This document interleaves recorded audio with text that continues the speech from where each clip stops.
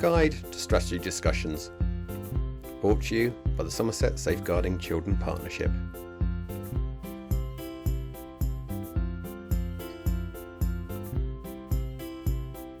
What is it?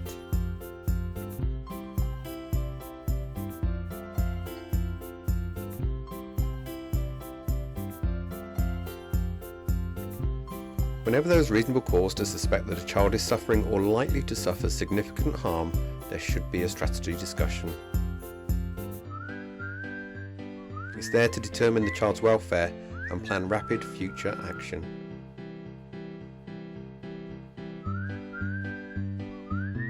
They can take place following referral to children's social care or at any other time when new information is received.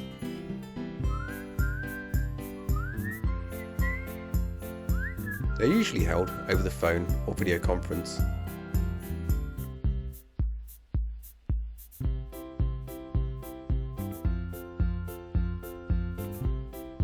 They can also sometimes be face-to-face, such as if taking place in a hospital.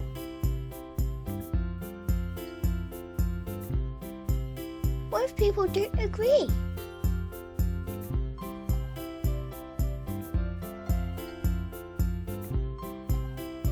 Well, this should be discussed with the social worker and/or team manager, and the rationale for the decision clearly recorded on the child's record by each agency.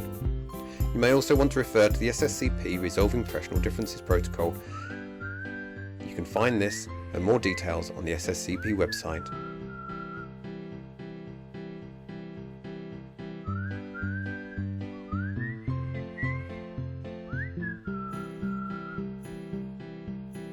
What is the purpose?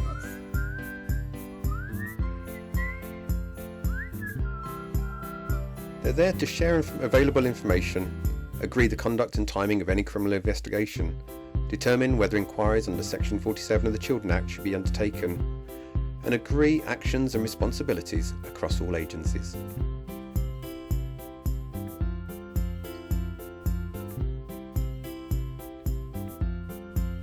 Where there are grounds to initiate an inquiry under Section 47 of the Children Act, we need to consider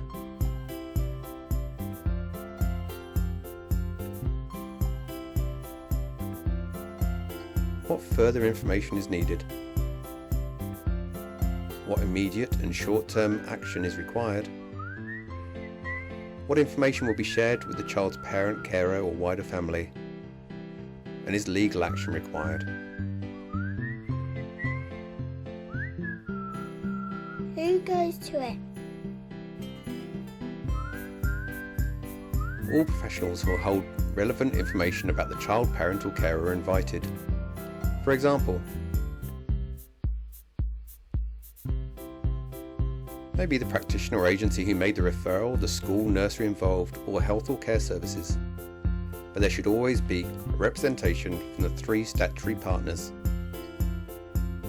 a local authority social worker, the police, and a health practitioner.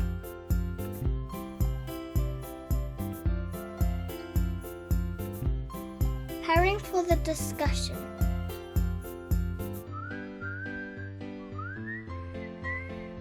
Everyone attending should consider the following questions prior to the strategy discussion. What is the contextual information relevant to the concern? Is there evidence to suggest that a child is suffering or is likely to suffer significant harm? And is there evidence that this harm is attributable to anything the parents, carers have done? Is there evidence that this harm will be ongoing? And what outcomes do we want to achieve?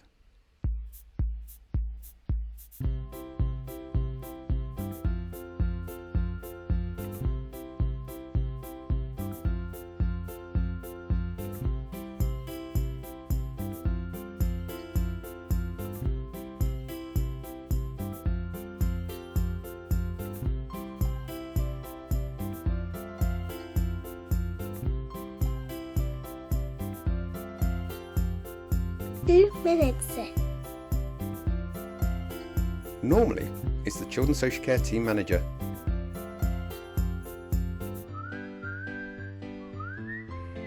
But in more complex cases, Children's Social Care Business Support will provide the minutes.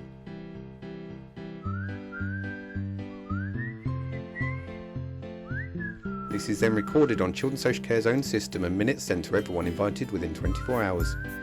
Any queries or amendments should be raised within 24 hours of receipt. And all agencies should ensure they record on their own systems, including any actions. What happens if it meets the criteria for child protection? Where there are concerns of significant harm as substantiated and the child is judged to be suffering or likely to suffer significant harm, social workers should convene an ICPC.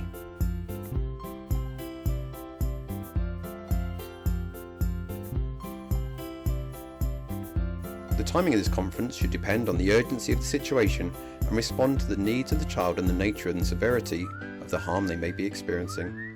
The ICPC should take place within 15 working days of a strategy discussion or from the strategy discussion at which Section 47 inquiries were initiated if there's been more than one.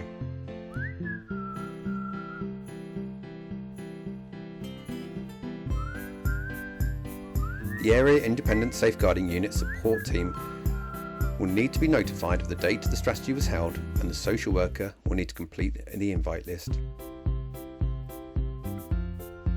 The social worker should discuss with the parent and young person consent for an advocacy referral for children who are 4 years or older. I need people to hear my voice.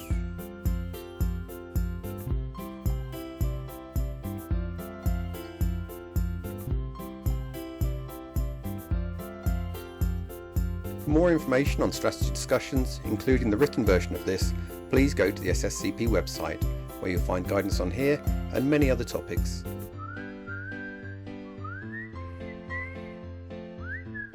Working together to help keep children safe.